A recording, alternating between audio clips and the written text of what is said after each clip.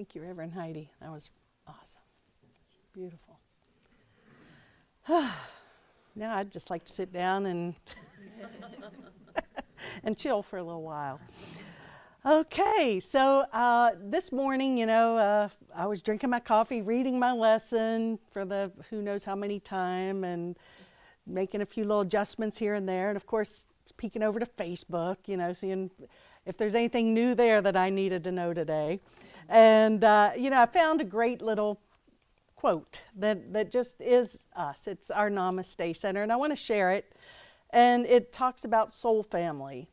And it says, the soul family are those who gather around you in your life, not connected by blood or race, but by energy and essence.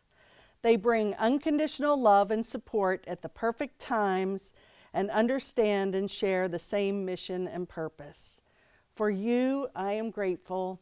We are one. And to me, that just expresses our center. And I am grateful beyond what you could ever imagine. I'm so grateful. Well, it's a big day today. Heidi's back. We got a new tree over here. Great things as always coming up. And Palm Sunday, first day of spring. But also, how many of y'all knew today was International Happiness Day?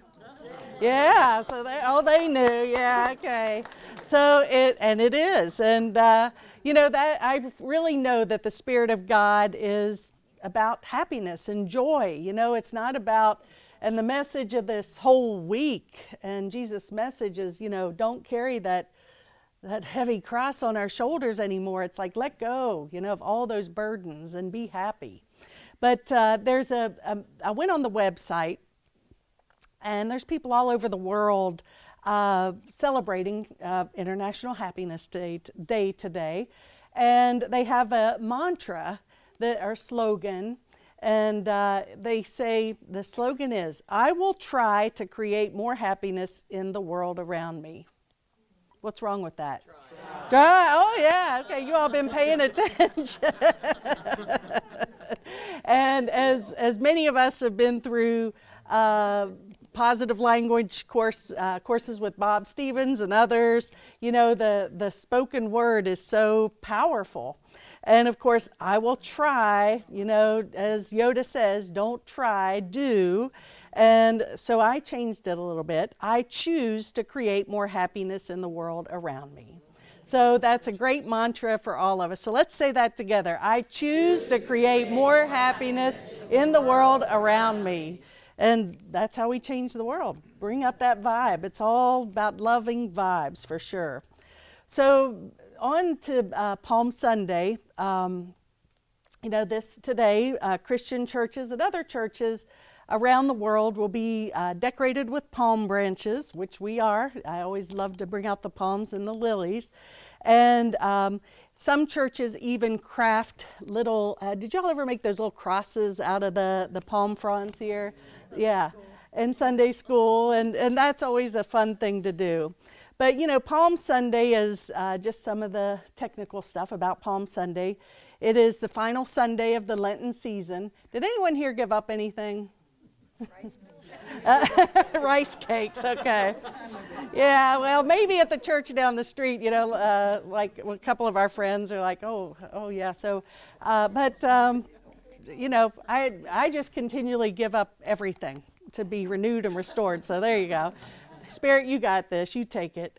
But so it's the final Sunday in the Lenten season, signifying the beginning of Holy Week. And of course, this is the week leading up to Easter and held in honor of Jesus' journey from Palm Sunday to his crucifixion and then the resurrection. Now, I read this also today, and it's a quote from the Bible, John 12:13, and it goes on to say, they took palm branches and went out to meet him, shouting, Hosanna. Blessed is he who comes in the name of the Lord. Blessed is the King of Israel. So what a difference 7 days can make in this man's life particularly. Of course, today commemorates his entrance into Jerusalem He rode in on a donkey, and his followers, of course, were spreading the palm branches at his feet. And, of course, those palm branches symbolize victory and triumph. At that time, that's why they did that. And of course, just a few days later, we know what happened. The people of Jerusalem would turn on Jesus and demand that the Romans crucified him. And according to Christianity, Jesus would actually be the savior of his people, and he would save them from their sins, conquering death in doing so. So it's a big week. I've called it this. This is like the Super Bowl of Christianity. You know, I always think about that. You know, and the joke I shared a couple of weeks ago about the squirrels. You know, not so much here, but you know. About the different churches, how they got rid of the squirrels. And the Catholics actually baptized them, and then the squirrels only came to church on Easter and Christmas Eve. So there you have it. So, but it is a big week, and it carries a very powerful message. But I think that as we do here with everything at Namaste, someone had told me the other night they felt like what I did was I was able to translate and share things from a more unified perspective. Of course, that's my goal. I don't want to be separate from Christianity or Buddhist or Hindus or Muslims. I want to find that universal thread that encourages and supports us all. And of course, this is a great message that we all, I think, if we interpret it differently, maybe more spiritually mature, we can take it into our hearts and it can transform our life. So the Catholic churches, a lot of times, they have processions using the palms. And then a priest will walk towards the church in this procession, and then he blesses the palms. And then after they've been blessed by the palms, what they do is they save them for Ash Wednesday, and that's what they make the ashes out of. I didn't even know that until this week. So speaking of the Catholic Church, another thing I found online today was, of course, you know, in Vatican City, they're a little bit ahead of us, an hour-wise, not in consciousness, no. But yes, they are, yes, they are. No, we're all one, true. But I love this Pope, I tell you, and he, I've already got a little bit to share about his message, Palm Sunday message. And of course, they said in this article that he went off script. You know, I love this guy. It's like, oh, whoa, what are you saying here? He actually spoke of oneness. How dare him, you know?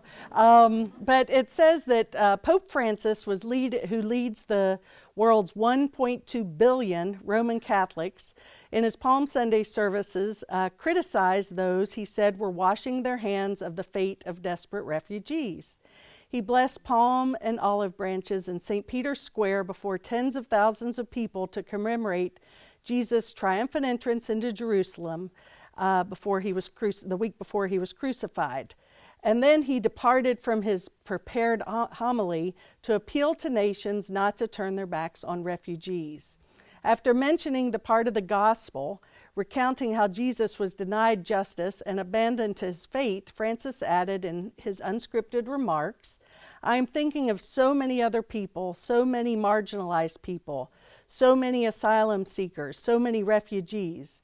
There are so many who don't want to take responsibility for their destiny.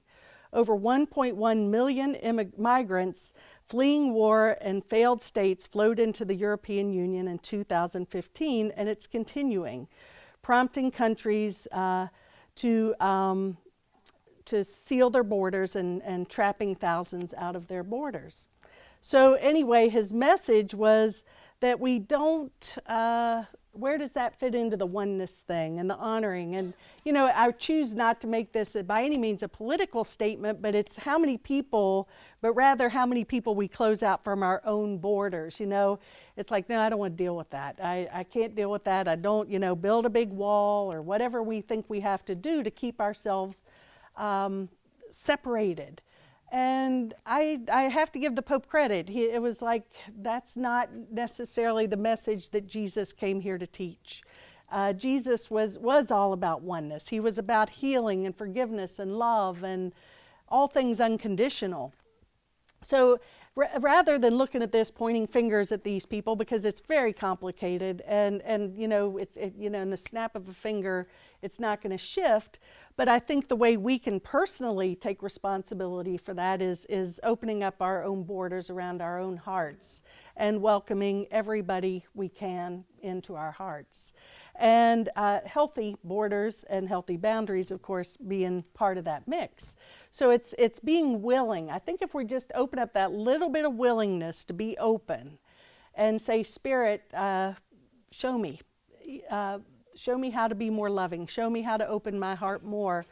You know, we're going to be led gently. I don't think Spirit ever leads us into chaos. It's always about leading us to peace. So if we all do that within ourselves, I think that's a great way for us to celebrate and experience this week at an even deeper level, breaking down those walls around our own heart. And so the series of events in Holy Week, beginning with Palm Sunday, describe a process of our own apotheosis and psychological transformation. Blind belief in historical events is not going to transform us. We must cultivate the experience of this archetypal reality. For this reason, we celebrate Palm Sunday not as a commemoration of a historical event, but as an archetypal mystery and another step in the process of spiritual transformation. So I love what this says, you know, blind belief, doesn't say faith, blind belief, just sort of reading the book, isn't going to really give us that experience of transformation. So it's about fully surrendering, opening our hearts and being willing to take this into our hearts, asking Spirit, you know, for the true experience of transformation and resurrection and ascension. And, you know, when the gospel speaks of the triumphant entry of Jesus into Jerusalem, of course, he rode in on a colt or an ass, a donkey, just as Mary rode her donkey into Bethlehem. And of course, that's humility. You know, I don't get a lot of ego. That's why I was laughing what Linda said earlier. You know, there's egos out there in this particular world or whatever, and this spiritual egos. I'm like, well, and there are. I mean, you know, there are. And I, you know, try to keep mine in check, and I've got mine as well as anyone else does. It's not about pointing fingers. But I think that humility and opening up to that oneness. You know, we have to know that there's plenty in this universe for everybody. Either we believe that Spirit or God has our back, or we don't. I mean, if we really had faith in God, we'd never have to want for anything, and we wouldn't need anything. We would just live at present in the moment, and we'd be led gently to everything and everyone that we needed. And I think we're all experiencing that in many ways around here. We share those stories all the time. So, you know, I was reading an article, and they sort of gave Jesus entry, you know, it was kind of like he was a rock star, you know, and of course, one of my favorite movies, Jesus Christ Superstar, is a fantastic movie, and the music. But, you know, he comes in, and he's, I think he knew what was happening way before anyone else did, truly. But, you know, everyone was like, yay, Jesus, and throwing those palm branches down and cheering him on. Kind of like what we do today with rock stars, athletes, you know, when they have the ticker tape parades for the winning teams and things like that. It's amazing the accolades that these people get. And then it's interesting, if you notice, if you just look at it from a personal perspective, you know, we get all built up and everyone loves us. And then say if you're an athlete and you lose a game or miss a putt or whatever, it's like, oh, loser. And they're into the next, next latest and greatest. Can't wait to throw them off the pedestal there. And that's sort of what, what happened that week of Jesus. He was up and then he was down. But of course, that is all part of our spiritual awakening, and when we're brought down, how we choose to deal with it, and how am I going to use this for my own resurrection and ascension. So a couple of things that I think symbolically I found this interesting, and a few things is Jerusalem.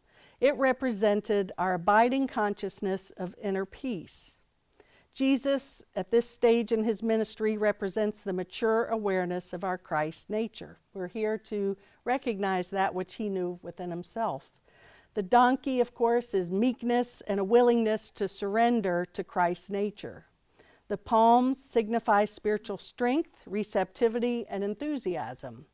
The crowds refer to, I think this is great, usually refer to multitudes of material thoughts that are close to being raised to higher spiritual essences. So we got all those crowded thoughts that we're just waiting for them to be brought to higher consciousness and rebirthed and transformed. And the hosannas represent the harmonious energies that sense the freedom from error thoughts. And so it's the Hosanna energy. That's what transforms us. And of course, the trip to Jerusalem represents our intention to erase or crucify our attachment to the temptation of the meaningless. The temple is the spiritually revitalized ego personality. And driving out the money changers, or the telemarketers, as it says, represents the cleansing of our body, mind, and soul of error thoughts, habits, and intentions. So I like that. Next time you think of the money changers, it's about purification and leading, surrendering to spirit and letting things unfold naturally. Saying I'm willing to release the thoughts and the actions that no longer serve me or serve others. And so it's about a week of renewal, going deep, being willing to know that a week from today, we are choosing resurrection. The palm branches are also represent the recognition of our own and each other's triumphant light and royal spiritual heritage. I love that. That's, so powerful just to think about our spiritual heritage, our true nature, which is divine and love. That's who we are, and that's who everyone else is. And there's times when we do want that light to shine so badly, but and to be recognized by the world. You want to do this or be that, but usually that's the ego personality driving that. And I also see that those are, it says ego personality strivings. And of course, the Greek translation of persona is actually mask. That ego personality is our mask. And it's about us being willing to put our masks away, being open to fully expressing who we are in total love. And what other people think about that doesn't really matter. As they say, what other people think of me is none of my business, and that's the truth. Often we create a false glamour that's not our true self. I'd say more often than we'd like to admit. We put on our entertaining song and dance act. We live a lie and shine forth, therefore, a false light. We simply forget about our light and live our lives as if it never had been. So it's about, as Marianne Williamson's quote, our deepest fear is not our darkness, but it's our light. We're scared of this, it's like, what if I really did let this shine? And I think there is a fear. Jesus, for example, he let his light shine and we saw what happened. So maybe that's somewhere programmed too. But as Jesus said, and we'll get into this more next week, don't focus on my crucifixion. It's about the resurrection, and it served a holy purpose. And so it's about, yes? I think there's remote viewing data that suggests that he escaped the Romans. Oh, cool. I like that. There you go. There you go. That's another story we can explore. So it's about us choosing this week to be conscious in our spiritual work. Don't shirk our spiritual destiny, and don't run after the accolades of the world. Just put your eyes on the prize, and the prize is ascension, is resurrection. And it's about, beyond the appearances of our lives, there's a nugget of love that dwells within each and every one of us. So by remembering who we are and who we are becoming authentic and translucent to our reality, we can serve and remind others of who they are as well. And the Course in Miracles, there's a really simple quote. It says, to teach is to demonstrate. We can talk, be these little talking heads and say all we want, but it's really about the energy we put out. It's how open our hearts are. And you feel it. That's when I spoke about the soul family here today. You feel it when you come in here, truly. And so words are meaningless. They're used as a means of communication, but it's really the love that inspires those words is what makes the difference. The message of Palm Sunday is the recognition that we can become authentically translucent to our interior light of being, which shining outward allows us to see the world and temporal reality to the eternal things that are truly real. So we, by becoming more authentically translucent to the light, may become more like little children. We can see through the false facades of the world. We can see the dramas played out, and we can see the true royal selfhood in all of us. We can know ourselves as part of a greater consciousness who is truly King of Kings, Lord of Lords, and who is called faithful and true. And so in closing, I want to share this about purging, release. Really this is a week of purification, renewal, leading up to that resurrection. But this chemicalization, as I heard it called, prepares us to embrace the deeper, more authentic aspect of our called Christ self. It's truly a transforming experience, one that readies us to make a grand entrance into the next level of our being, our Christhood.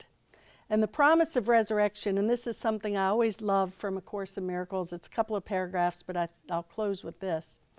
This is Palm Sunday, the celebration of victory and the acceptance of the truth. Let us not spend this holy week brooding on the crucifixion of God's Son, but happily in the celebration of his release. For Easter is a sign of peace, not pain. A slain Christ has no meaning, but a risen Christ becomes the symbol of God's forgiveness upon himself, the sign he looks upon himself as healed and whole. This week begins with palms and ends with lilies, the white and holy sign the Son of God is innocent. Let no dark signs of crucifixion intervene between the journey and its purpose, between the acceptance of truth and its expression. This week we celebrate eternal life, not death, and we honor the perfect purity of the Son of God and not his sins. Offer each other the gift of lilies, not the crown of thorns, the gift of love and not the gift of fear. Happy Palm Sunday. Namaste.